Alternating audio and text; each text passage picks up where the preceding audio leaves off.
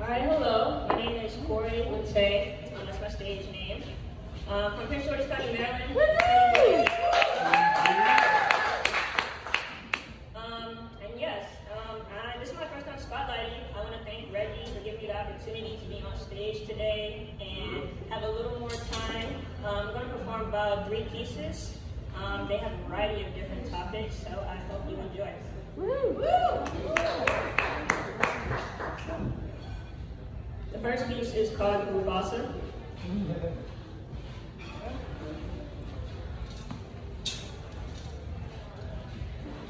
We don't Netflix and chill, or we chill and watch Netflix. He knows what my respect is and doesn't want to let this go. Black King stands tall. Mufasa, you got a lot of backbone. Not just trying to break my backbone and bring me back home and study this anatomy. See, the reality is guys like that just want to get hard when they come by. Bodies to come by, which makes guys like you hard to come by. But like, I don't have to sleep with only one eye. Because you're not scarring me, you're not harming me. The world for once in perfect harmony. Mufasa, baby, you deserve to be pampered. And you deserve to be spoiled like milk on a hot day, and you deserve to be told that you're beautiful. Here, take some money, get some cuticles like manicure, even if it's unusual, as smart as expert, ain't no amateur, and if love is a disease, then I can get my manicure, Black King. Living life in the States like an unwanted tourist, Captain America's arch nemesis. They see Red Skull with a black face, but see, to me you're gorgeous, and when I stare at you in the background, I can hear the chorus. Your hair is chorus, they say it's rough, like the times you've been through, but I can manipulate that mane and make music like an orchestra. Fresh fade with deep waves, black men can't swim, cause they drown in the sauce. Cornrows going straight back like roots to Africa. Dreadlocks stay safe and secure, don't end up in a casket. I'll buy you a pair of J's to find comfort when cops harassing your Black King. I know you got a lot of pride, but I could be your rock like Johnson, and I can be your diamond, says Simon. Bonds binding, we're bounded by shackles of our history, rewinding. You're crying, black men. It is okay to have feelings and to show them. You suck in tears like women show teeth, then suck in abdomens. Your boys is extra adamant. Yeah, I know them, wondering why you ain't smashed it yet. You trying telling me and you was like Adam and Eve when the evening seems like, can't you feel the love tonight? They ain't never been up in New Pendy. Now they stay where the herd hides, travel to elephant graveyards and Fendi's to drop their girls off on curbside, but not you. You got a lot of Hakuna Matata, and I lay eyes upon you like when Simba looks down at Nala when the night touches. Kiss light touches over everything that this light touches. I'd be that black queen, that Cleopatra. I'd be that queen bee. You can watch the throne. You're the illustrator, capture all my features. I don't need a caption because you leave me speechless, and they can see what happens. They can see my happiness. I'm so inclined to hopefully one day find you, make you the priority like I'm sitting behind too. You call me baby like a fetus. I know our kids would love to meet us. You got me looking like a genius, and I'm laughing like hyenas, cause damn, my motivation goes real good with your passion, and damn, the words he's saying go real good with his action. He's not just acting, and I have appreciation for the man that I will one day be able to call Mufasa, my Black King.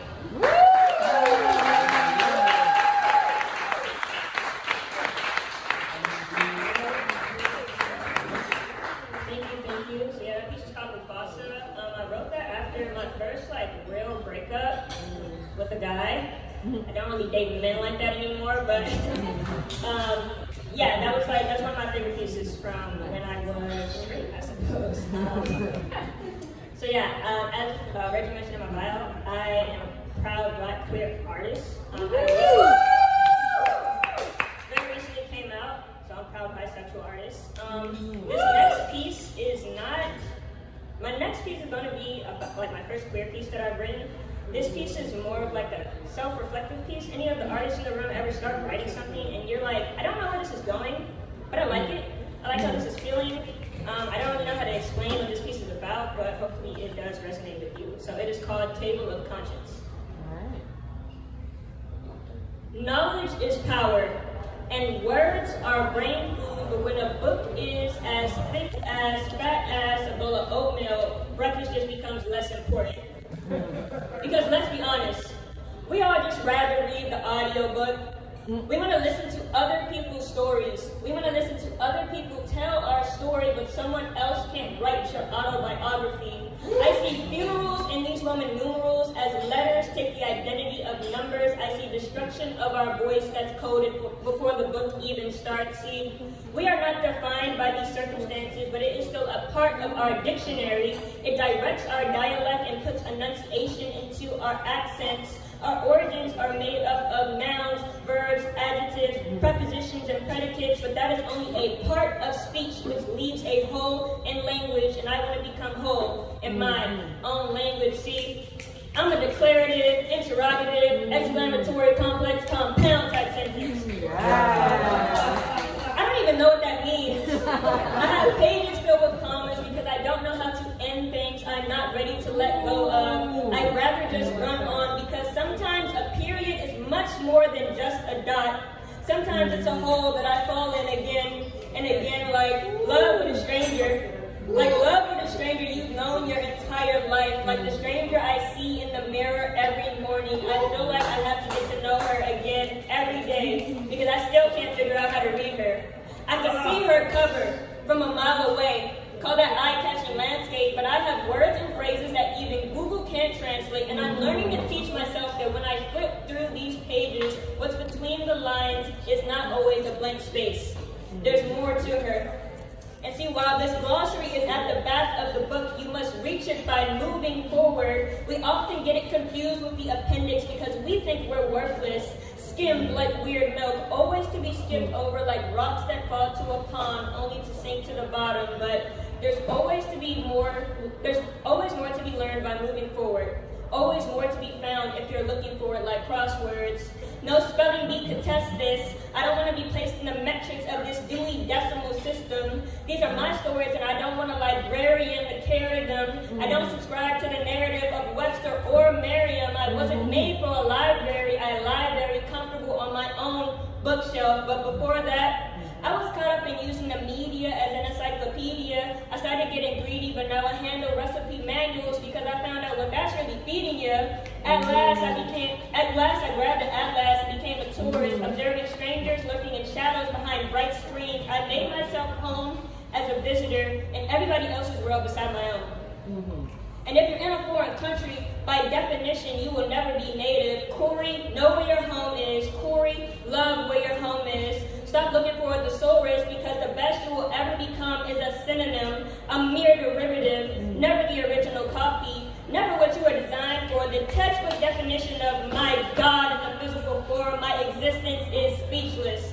And when Microsoft gives you a red line under your name, stop auto-correcting it because it was never misspelled to begin with. Korie, Latte, Broadwater, Allen, we are author and illustrator, and we write with utensils as sharp as our minds, chapters that capture pictures in motion moving off the page. Ladies and gentlemen, days and thems. The tape is rolling. Take one for yourself instead of always taking one for another team. We are now director, editor, and producer, and we bring life to the life that we want to live. You are your own audience, and this is your theater. Grab the popcorn and enjoy, because we don't fall asleep during our own movies.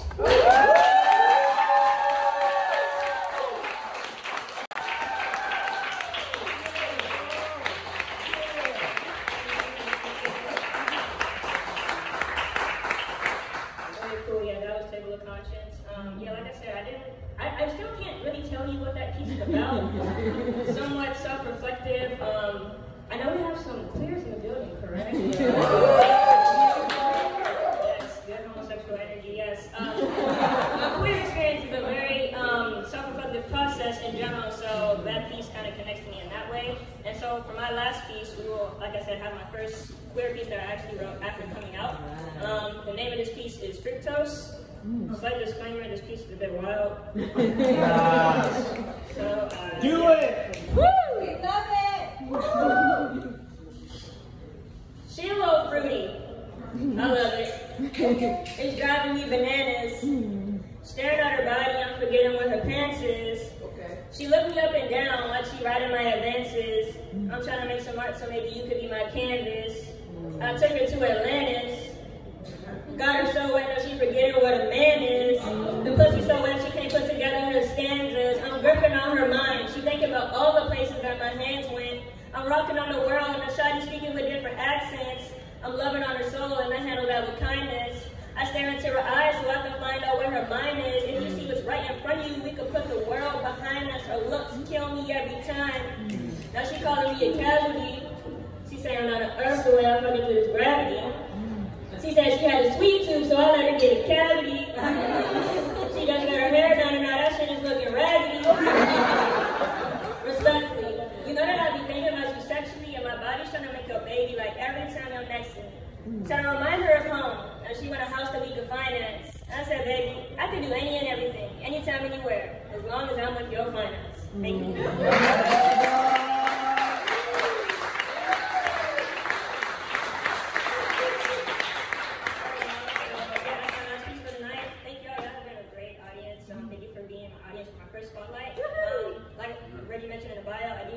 Brand called the Korie and I have some merch if you're interested. It's like some hats and some shirts. If you want to check that out, that'll be dope.